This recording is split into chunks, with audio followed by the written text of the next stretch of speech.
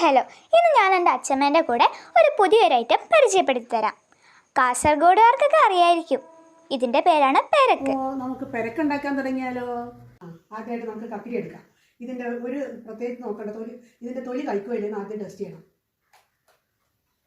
തൊലി കഴിക്കുന്നില്ല ഈ തൊലിയോടുകൂടി തന്നെയാണ് അരിയേണ്ടത്. ഇങ്ങനെ കൊത്തി ചെറുതായിട്ട് അരിയാം.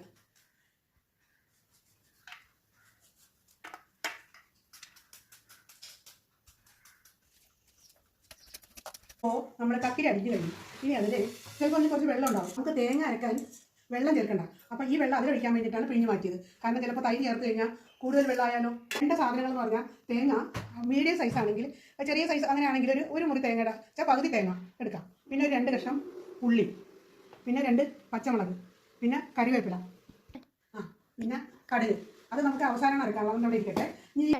ഇനി ഈ സാധനങ്ങളെല്ലാം കൂടി നമുക്ക് മിക്സിയുടെ ബൗളിലിടാം.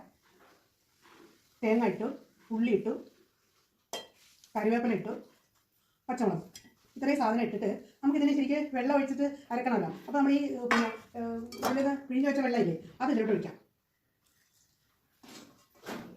പിന്നെ വേണ്ടത് തൈരാണ്. പുളിച്ച തൈരാണെങ്കിൽ നമുക്ക് ആവശ്യത്തിന് ചേർത്താം. അതിപ്പോൾ നമ്മൾ ഏതാണ്ട് ഇതിൻ്റെ ഞാൻ 3/4 ഭാഗം ചേർക്കുകയാണ്. പിന്നെ വേണമെങ്കിൽ ചേർത്താൽ മതി. കാരണം അല്ലെ പുളി കൂടിയാലോ, പുളി ആവശ്യമേ പാടുള്ളൂ. ഇനി ഇത് മിക്സ് ചെയ്ത് കൊണ്ടുവരാം. നന്നായിട്ട് അരിഞ്ഞു. ഇനി അതിലേക്ക് പച്ച കടുക് ഞാൻ ഒരു 2 സ്പൂൺ ഇടാം.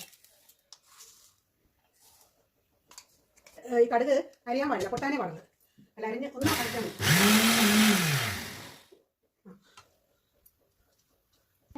ഇത് പിളണ്ടായിട്ടുണ്ട്. അരിഞ്ഞു വെച്ച കക്കിരിയിലേക്ക് നമ്മൾ അരച്ച അരപ്പ് ഇടുക.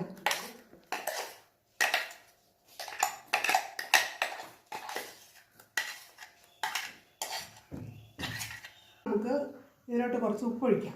ഉപ്പും ഇതെല്ലാം കൂടി നമ്മൾ ആ പാത്രത്തിലേക്ക് ഒഴിക്കുന്നു.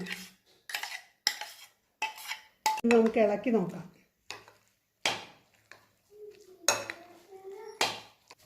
ഉപ്പ് മതിയോ നോക്കട്ടെ.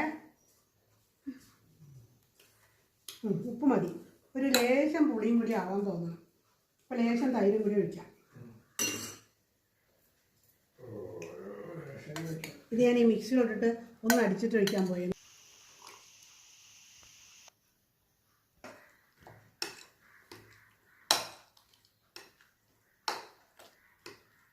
ഇത് ഇത്രയും മതി. ഇനി വറവൊന്നും ഇടേണ്ട ആവശ്യമില്ല.